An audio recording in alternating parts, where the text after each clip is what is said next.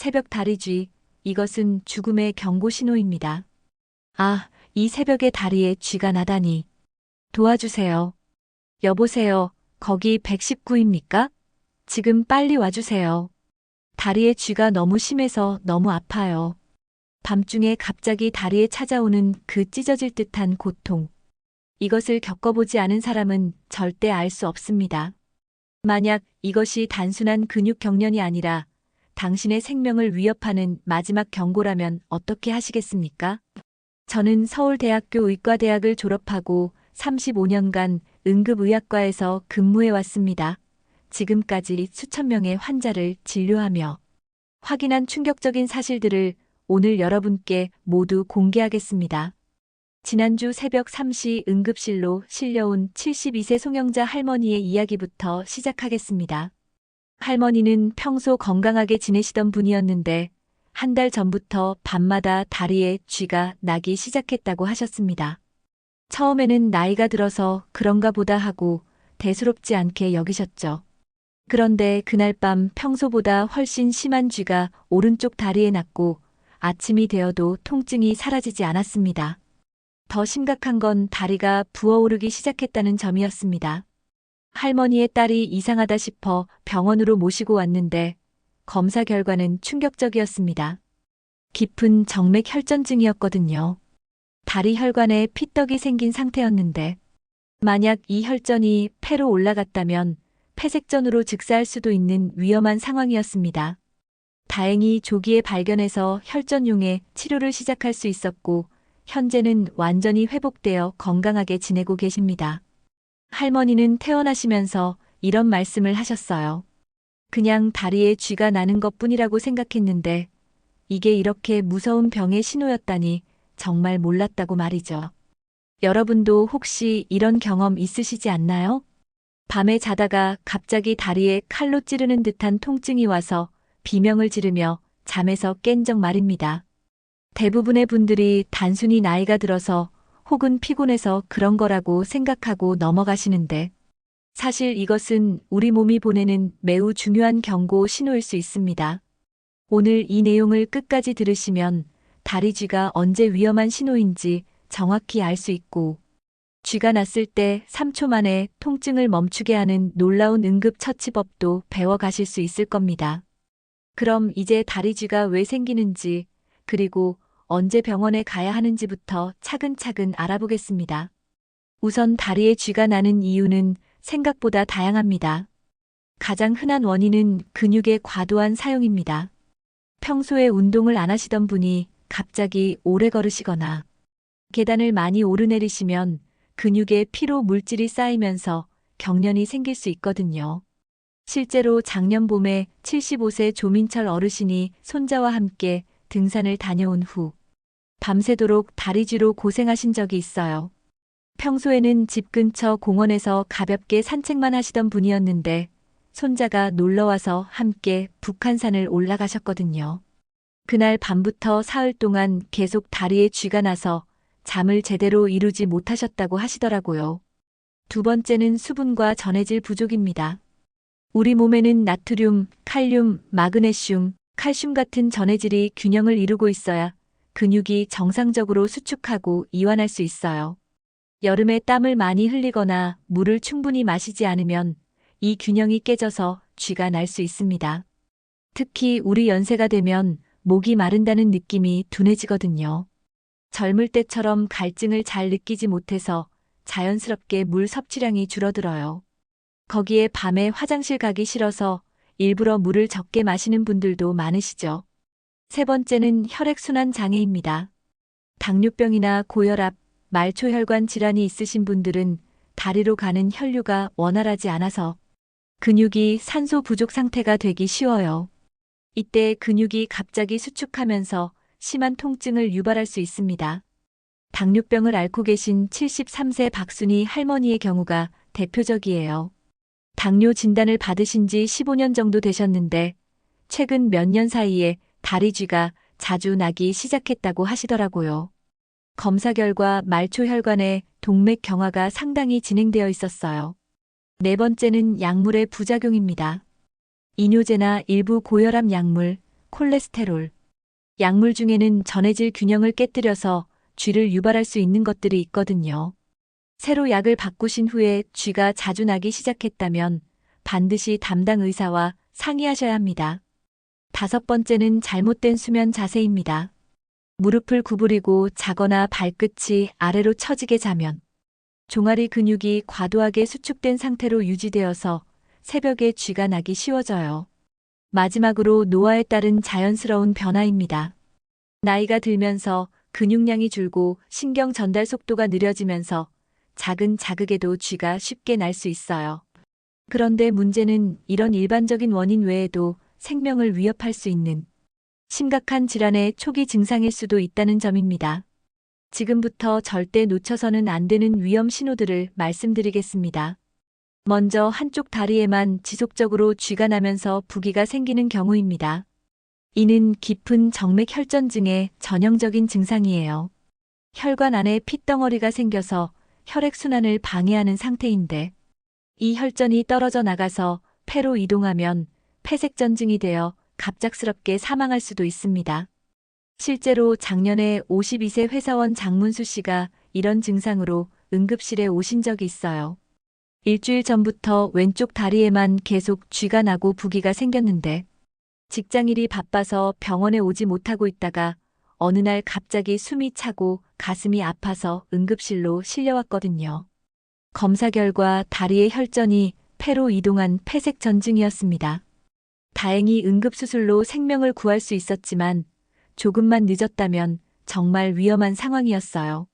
두 번째 위험 신호는 쥐가 풀린 후에도 통증과 뻣뻣함이 몇 시간 이상 지속되는 경우입니다. 보통은 쥐가 나도 10분에서 20분 정도면 근육이 정상으로 돌아오는데 하루 이틀이 지나도 계속 아프다면 근육염이나 신경 손상 혹은 혈관 문제일 가능성이 있어요. 세 번째는 다리가 창백해지거나 차가워지면서 감각이 둔해지는 경우입니다. 이는 급성 동맥 폐색의 증상일 수 있어요. 다리로 가는 혈액 공급이 갑자기 차단된 상태인데 시간이 지체되면 조직이 괴사할 수 있어서 즉시 응급실로 가셔야 합니다. 네 번째는 쥐와 함께 숨이 차거나 가슴이 답답한 증상이 나타나는 경우예요. 이는 혈전이 폐로 이동했을 가능성을 시사하는 매우 위험한 신호입니다. 이런 경우에는 119를 부르시는 것이 좋아요. 다섯 번째는 다리에 힘이 빠지거나 마비되는 느낌이 드는 경우입니다. 척추 신경이 눌렸거나 신경 손상이 있을 수 있어서 정밀 검사가 필요합니다. 이런 위험 신호들 중 하나라도 있으시면 절대 단순한 쥐라고 생각하지 마시고 즉시 병원을 방문하셔야 해요.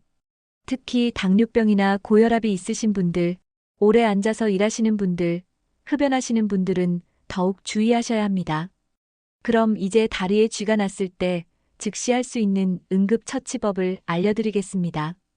이 방법들은 제가 응급실에서 직접 환자들에게 적용해서 효과를 확인한 것들입니다. 가장 중요한 방법은 윗입술 중앙 꼬집기입니다. 이상하게 들리실 수도 있지만 실제로 미국의 응급의학과 전문의들이 발견한 매우 효과적인 방법이에요. 쥐가 나면 집게손가락과 엄지손가락으로 윗입술 중앙 부분을 세게 꼬집어 주세요. 5초에서 10초 동안 꼬집기를 3번 이상 반복하면 놀랍게도 대부분의 경우 통증이 즉시 사라집니다. 이 방법이 효과가 있는 이유는 자율신경계 반사 때문이에요. 입술 부위를 자극하면 우리 몸의 신경계가 다리 근육으로 보내는 경련 신호를 차단하는 효과가 있거든요. 처음에는 효과가 없는 것 같더라도 포기하지 마시고 계속 반복해서 꼬집어 주세요. 중요한 것은 정말 세게 꼬집어야 한다는 점입니다. 작년에 73세 안명희 할머니가 이 방법으로 놀라운 경험을 하셨어요. 한밤중에 양쪽 다리에 동시에 쥐가 나서 바닥을 뒹굴며 고통스러워하고 계셨는데 우연히 텔레비전에서 본 이 방법을 시도해 보셨대요. 처음에는 말도 안 된다고 생각하셨지만 죽을 것 같은 고통에 윗입술을 세게 꼬집기 시작했더니 정말 신기하게도 몇 초 만에 쥐가 풀렸다고 하시더라고요. 두 번째 방법은 발끝을 천천히 몸쪽으로 당기는 것입니다. 다리를 쭉 펴고 발끝을 몸쪽으로 천천히 당겨주세요. 이때 중요한 건 천천히 해야 한다는 점이에요. 너무 급하게 당기면 근육이 더 놀랄 수 있거든요. 혼자서 하기 힘들면 벽에 발바닥을 대고 천천히 몸을 앞으로 기울이는 것도 좋은 방법입니다. 세 번째는 종아리 마사지입니다. 발끝 당기기로 급한 통증이 조금 가라앉았다면 종아리와 발바닥을 아래에서 위로 부드럽게 마사지해 주세요. 너무 세게 누를 필요는 없고 손으로 따뜻한 온기를 전달한다는 마음으로 부드럽게 눌러주시면 됩니다. 네 번째는 혈자리 지압법입니다. 종아리 뒤쪽 가장 볼록한 부분에서 손가락 두 마디 아래쪽에 승산혈이라는 혈자리가 있어요. 이곳을 엄지손가락으로 3초간 세게 누르고 1초 쉬기를 5번 반복해 주세요. 참을 수 있을 정도로 세게 눌러야 효과가 있습니다. 다섯 번째는 온찜질입니다.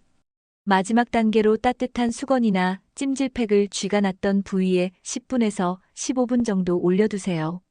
너무 뜨겁지 않게 손등으로 확인해서 따뜻하다고 느껴지는 정도면 됩니다. 여섯 번째는 다리 X자 꼬기 방법입니다. 이 방법은 앉아서 할 수 있는 상태라면 매우 효과적이에요. 바닥에 무릎을 꿇고 앉으신 후 무릎은 바닥에 붙인 상태에서 발목과 발 부분만 교차시켜 X자 형태로 만들어주세요. 이렇게 30초 정도 있으시면 종아리 근육이 자연스럽게 압박되면서 혈액순환이 개선되어 쥐가 풀립니다. 이 방법들 중에서 가장 기억하셔야 할 것은 윗입술 꼬집기입니다. 누워 계실 때도 움직이기 어려울 때도 언제든지 할 수 있는 방법이거든요. 나머지 방법들은 조금 움직일 수 있을 때 차례대로 시도해 보시면 됩니다. 그런데 더 중요한 것은 애초에 쥐가 나지 않도록 예방하는 것이겠죠. 지금부터 제가 개인적으로 제 가족들에게도 추천하는 예방법들을 알려드리겠습니다. 첫 번째는 올바른 수면 자세를 유지하는 것입니다. 잠잘 때 무릎을 쭉 펴고 다리를 편안하게 뻗으세요. 발끝이 아래로 꺾이지 않게 하는 것이 중요해요.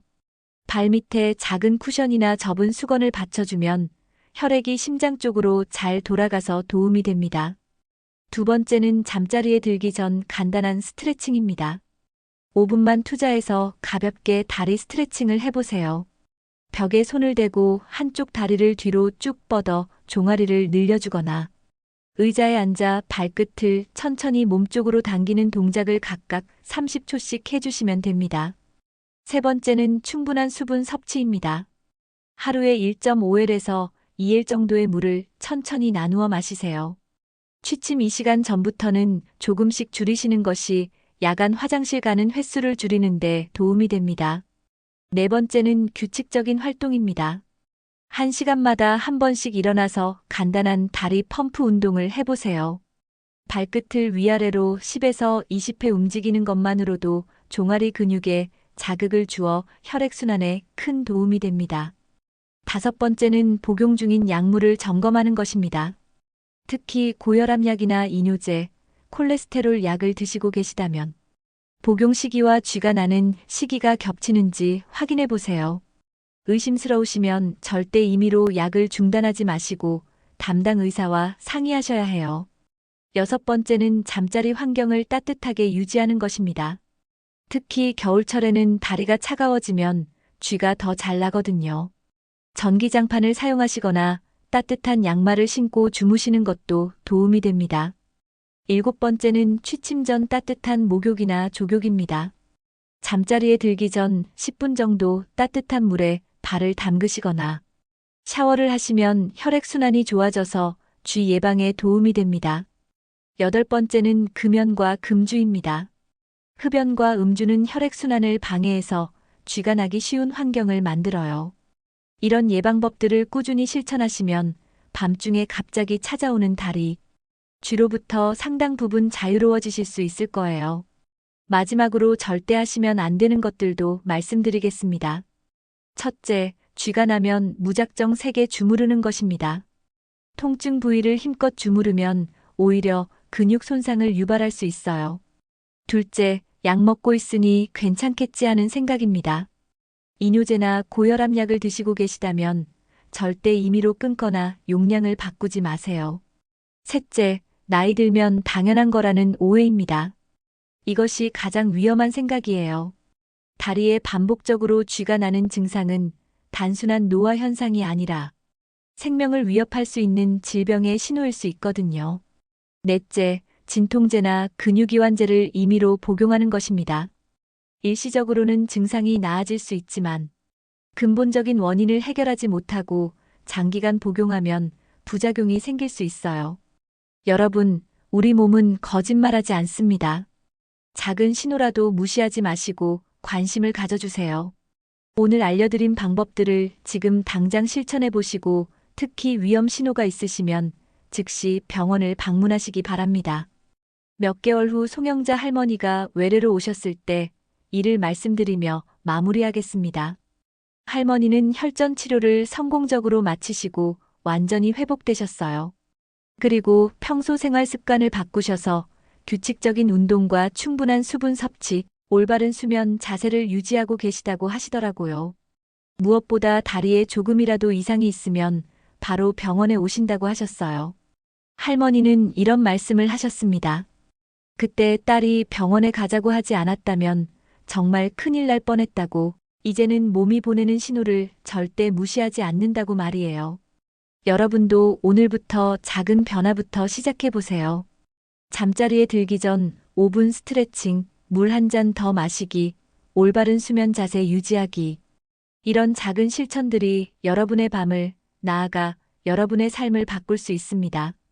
건강은 저절로 얻어지는 것이 아니라 끊임없는 관심과 작은 실천에서 시작됩니다. 건강한 100세 시대, 우리가 만들어갈 수 있습니다. 작은 실천이 큰 변화를 만듭니다. 오늘도 건강하고 행복한 하루 보내세요.